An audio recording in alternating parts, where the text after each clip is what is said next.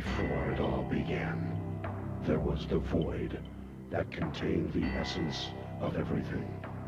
Within the void existed the gods who created the universe, except for one. He was not of the gods, but remained apart, and dwelled in a terrible place called the Outworld.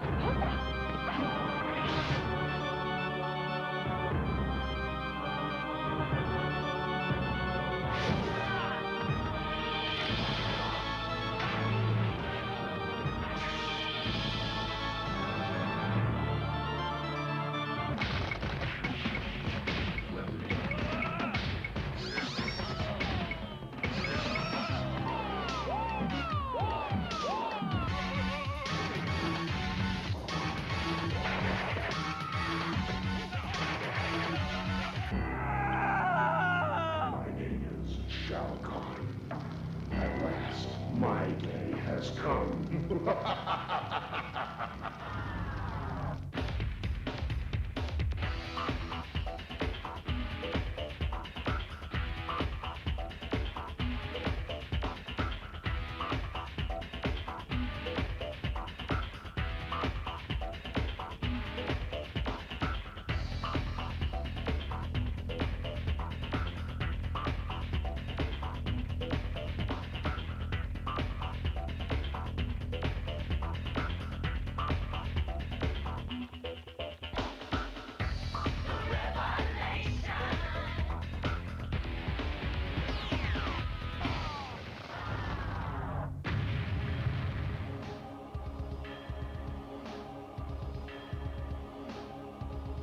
Whose idea was Mortal Kombat? The initial idea, I woke up. My name is David Mikicic, and I'm a graphic artist. My name's Dan Ford, and I do sounds and music. And those people. My name is Ed Boone. I'm co-designer and programmer. My name's Tony Goski, and I do backgrounds and special effects. John Vogel, background special effects. John Tobias, and co-designer and lead artist. Steve Baran, and I'm a video artist. Our motto in Williams is always that reality's boring. Nobody wants to pay for reality. We take everything beyond reality to the point where it's, the only way to do this is through our video game. It's the perfect blending of everything. I mean, the game is fun to play. It's got good graphics, and it's got a decent backstory to it. It's easy to come up with the ideas, anybody can come up with ideas for games and stuff, but it's to actually convert something from an idea in your head into reality, into something that is a sellable product. That's where the challenge is. It's all an illusion. It's all an illusion.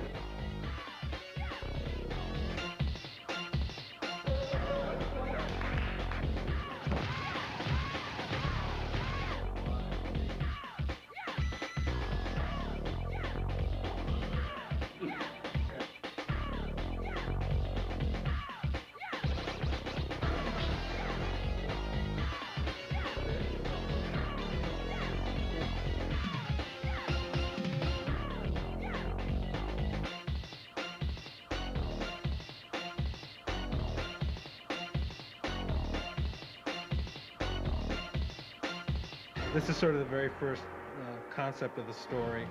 This guy here eventually became Shang Tsung.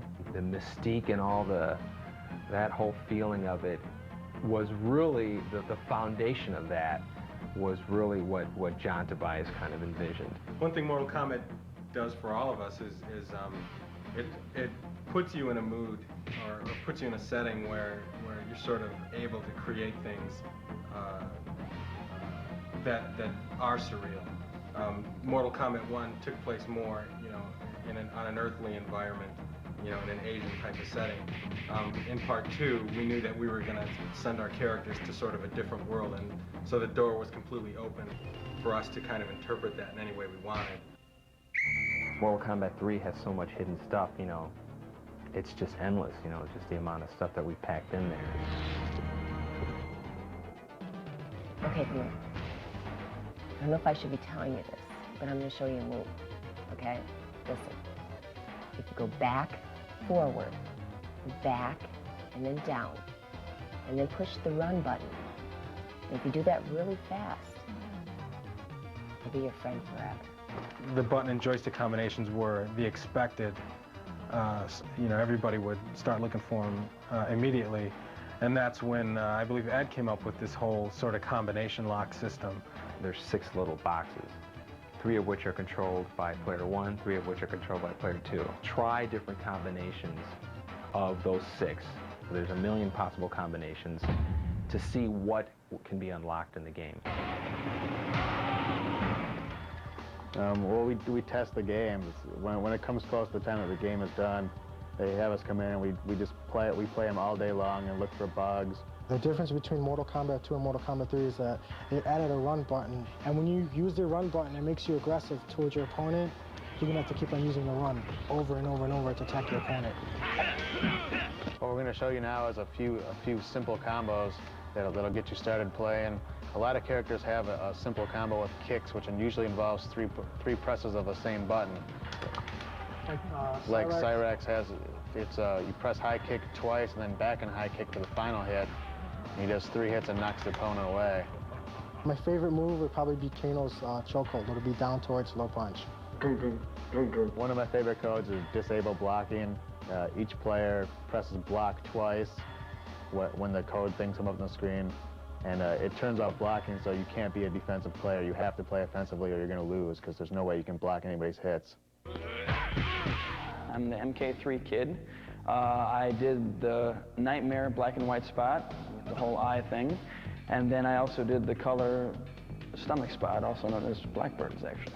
In the TV commercial for the home game, there are codes hidden in, you know, background objects or, you know, a wall or a fence or something like that.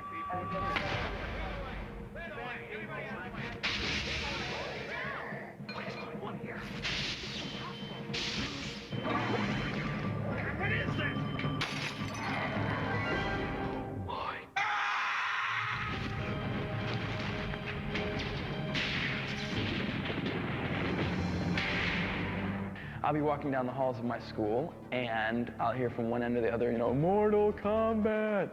We started at 8 in the morning, and there were actually 2 directors. I got in, and it took them about 2.5 hours to get all the lighting set. They were moving pieces around, checking different lighting, which kind of strobes to put where.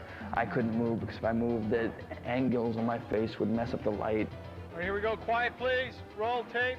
And he'd talk me through different emotional states, and okay, you're being chased, you're being scared, now you're turning around and you're fighting this creature, so look angry while you're moving your eyes and twitch and wake up!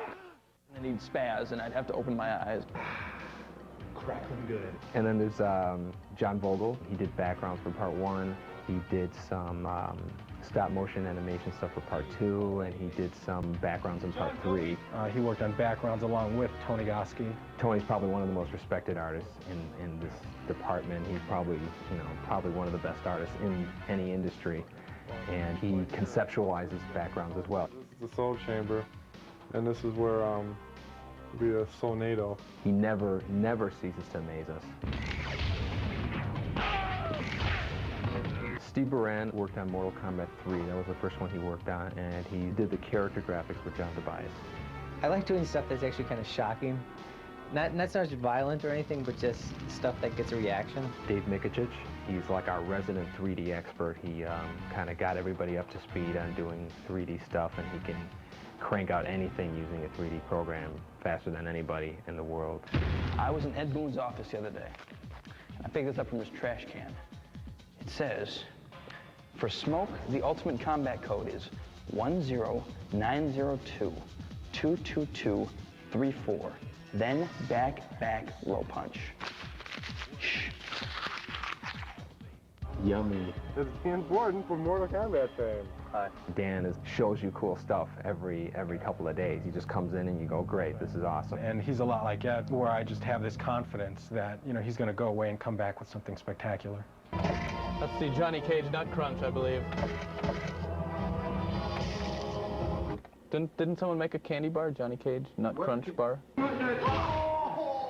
John Tobias and some of the other guys from the Mortal Kombat team happened to just come up to me and, you know, kind of poke on my arm and say, do you want to do a character? And I said, I don't know, can I do a character? And he said, yeah, I would love to have you.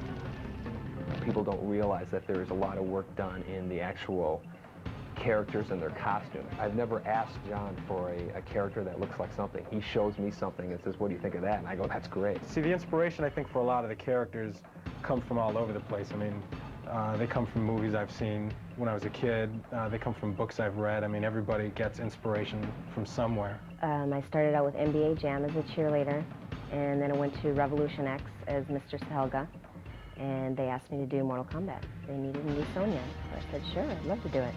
Pizza Man. When I was a character here, that sort of like funded me going to school, because I wanted to be an artist like all my life. As with all the Mortal Kombat games, the characters are definitely the most interesting of any fighting game. Hey, get out of here, man. It's supposed to be Between Sector and Raiden, who would win? Raiden would win. Sector's got it in the bag. Raiden would win. Don't even try that. That's totally got it in the bag. No, get your head out. We're going to settle this outside, man. Oh, I'm good for it now, buddy. Come on. Come on, pal. Come on. Well, let's see, a character would probably first start with me sitting down, staring at a blank wall for a little while, and then after a while, something will hit me and I'll just start sketching around different ideas.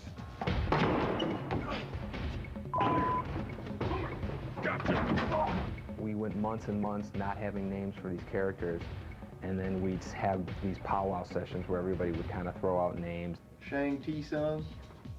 Look at that side. Hey, you know where Shang Tsung? Yeah. What's the combinations for Shang Tsung? Yeah. Maybe it's a military prototype. And the other one was just like a security guard at the mall that didn't work out right. Cybot X11? There goes XLS. See, anything with X is cool. I like XLS. There it goes. Cybot? That's the bias backwards. Yeah, no, but I think it sounds cool. That does sound cool. Everybody says Sabot. That could be a good name for the robot. Cybot. We're gonna have Mayo as a secret character. No Cybot. Oh, man. Why? DEFCON is overused. Where? Everywhere. No. I've heard that so many What? times. Yeah, every time you watch War Games. Yeah, well, you know what's gonna happen? We're gonna come up with all the names. We're all gonna like them, and Ed's gonna hate every one of them. 95% of them, somebody would say a name, and then there'd be one of us, of the 5 or 6 of us, who would just, you know, have a heart attack just because they hated it so much. And then we're like, okay, I guess that's a no.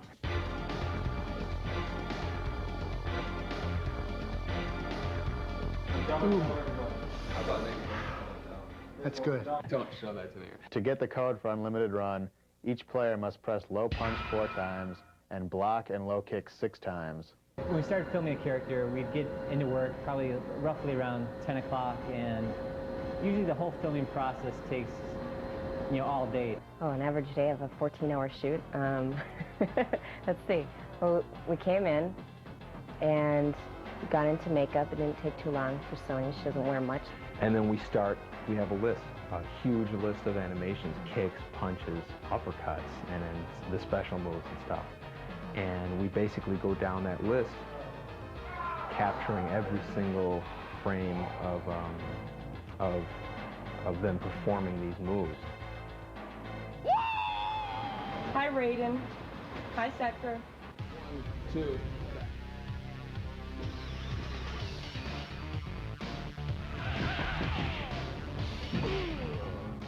You have to do each move 8 ways. As you see, a joystick goes 8 different ways. So if I was to do a front kick, I'd have to do it frontwards, backwards, sideways, and diagonal 4 different ways. This is why we have the tape on the floor, just to keep them facing the right direction.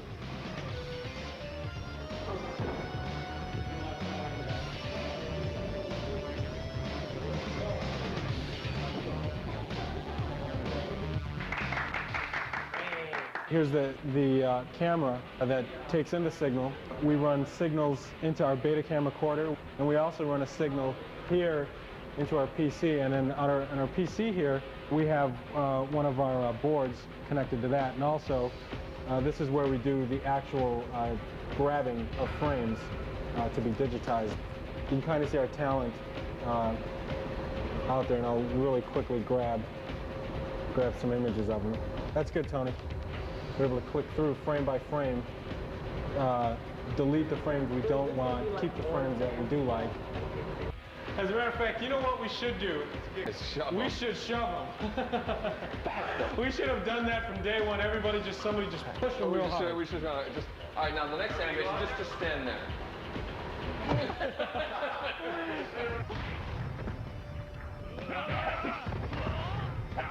One of my favorite fatalities in the game is with the character Kung Lao, and to execute it, you stand right next to your opponent and press forward, forward, back, down, high punch.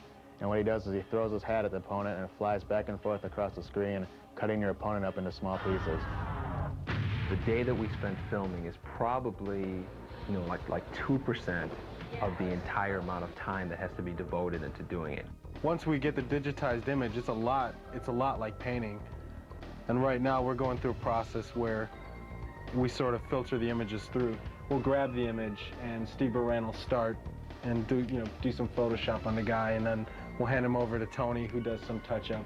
And then it gets passed over to me, and then I do some of this more detailed touch-up, and then I give it back to Steve, and he kind of separates the different colors and creates the different palettes, and then we give it back to Tony, and he does the final touch-up and stuff and gets it ready for the game.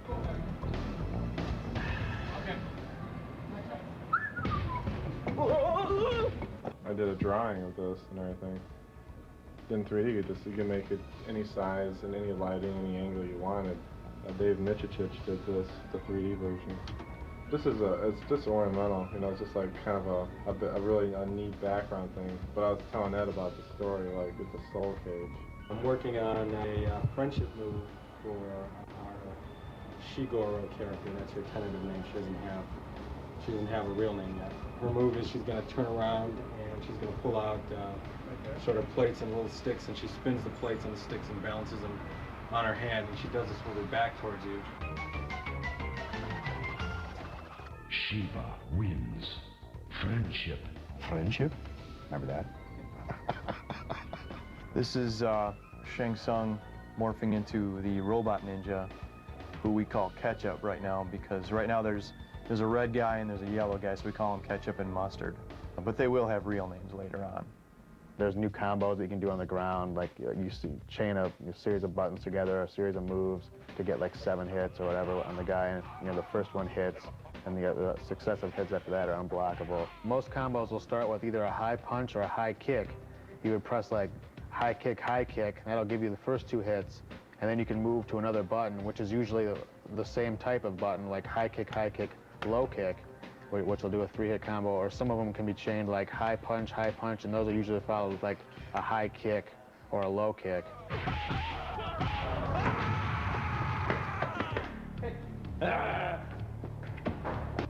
And then you know what? And then we can give them numbers, so it'll be poop on you too, you know? Right.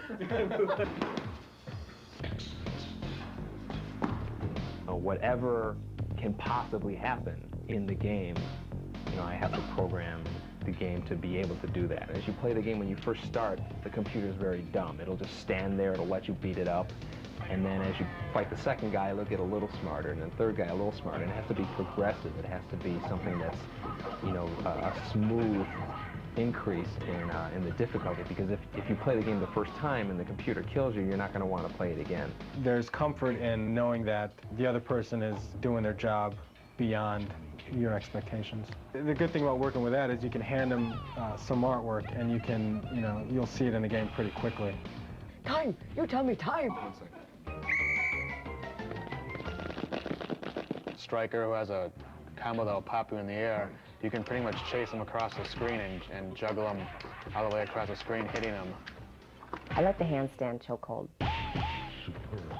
I think that's my favorite. My mom was pretty happy when I got my job, because she realized I wasn't wasting my time hanging out in arcades when I was younger.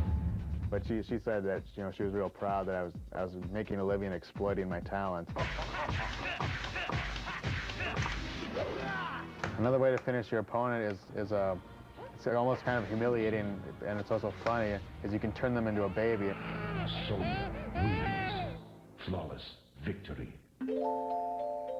Babality. All right, guys, I got something for you. Next time you're in a jam, I want you to try this on your opponent.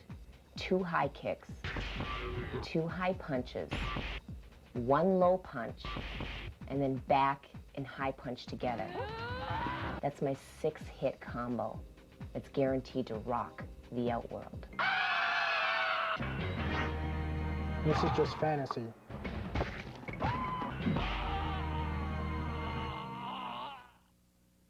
Players really seemed to freak out when we put it on test when they would see something incredible happen, like a fatality. You know, just all the blood and, you know, whatever. It shocked them a lot.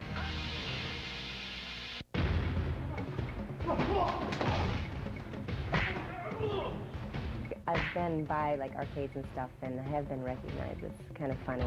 Everybody wants to play me, and they're like, no, you don't want to play me.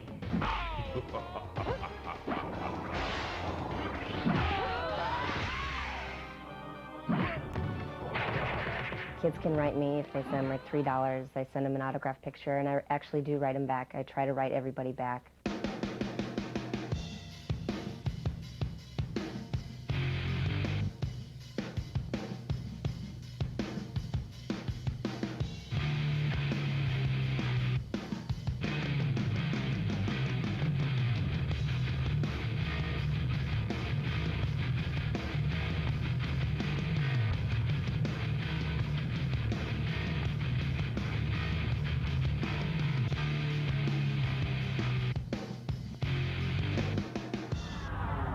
This is how you do Sonya's animality. Hold low punch and get right next to the person and do back towards, down towards. Release low punch and she'll turn into an eagle and lift your opponent in the air and tear him apart with his remains falling from the sky.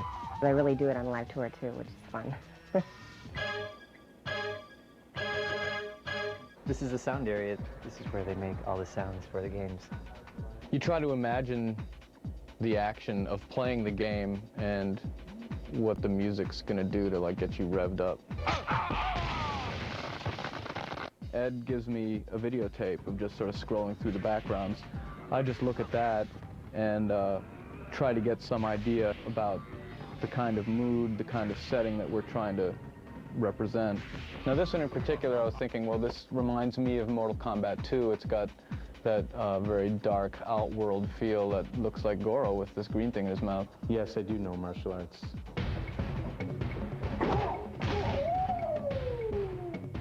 Kung Fu. I try to get a rhythm going and then fill it out with harmony. It evolved from your toast. That's Ed Boon, pitched down a few semitones. So, I mean, in the movie, he's a Scorpion. You'll see in the credits, Ed Boon, voice of Scorpion. Feel the power of Shao Kahn. You know, Shao Kahn was played by Steve Ritchie, who is the king, as we all know him. Pinball designer. Flawless victory. Basically, everyone has a set of speech calls for attacking, you know, punching, getting hit, you know, getting hit in the face, getting hit in the body. Animality or animality, what do you want? Animality. Animality. One of the hardest combos in the game has to be Jax's, because it involves holding down on the joystick while pushing other buttons. So what you do is you hit high kick, down and high punch, and hold down, and continue to hold down and hit high punch again, and then hold back and hit block. And then as you're holding back, hit low punch, and then hold back and hit high punch again for a 7-hit combo, which is super devastating. We do the arcade version, which is the original one, and then after that's one's been out for about a year or so, and then they start converting it into the home platforms, that's where you get the Sega Genesis, the Super Nintendo, the PlayStation, and all that. Well, the Chicago guys send us the assembly source code, and then we go line by line and convert it into C. They also drop shipped us all the original artwork that they did, all the finished artwork that went into the game and their file formats, and then it's up to us to rip it out and figure out what file format would be best to use on our PlayStation and convert it down and make it work. We have one piece of hardware that has a particular size of RAM and a CD-ROM, which is in the machine. And so what you have to do is you have to decide what chunks of sound data have to come off of the CD-ROM into the RAM of the machine, and at one point in the game. The quality on the PSX is better. It's stereo 44.1 sound, just like you'll buy in any music store, CD shop. Right. It's the same stuff. One of the most amazing things I think we found in the game that we couldn't believe was the fact that Shiva was a stop-motion puppet. When we were originally just looking at the artwork, we were just saying there's no way. I mean, we see like muscles rippling, it looks like her face is changing, it just looked too real. One of the codes, if you, on the briefcase screen, if you push the third symbol down 1, you'll get a new exclusive PSX code. Don't think we're going to tell you what it is. We'll just let... Cool, but you'll have to find out on your own.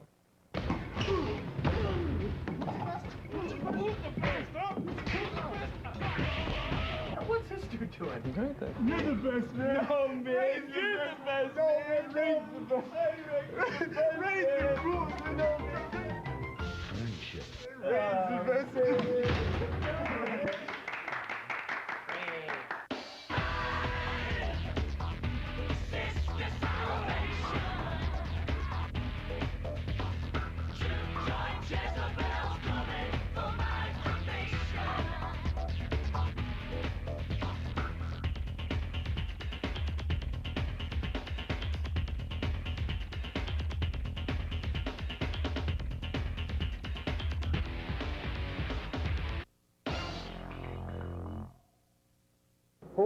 Game over.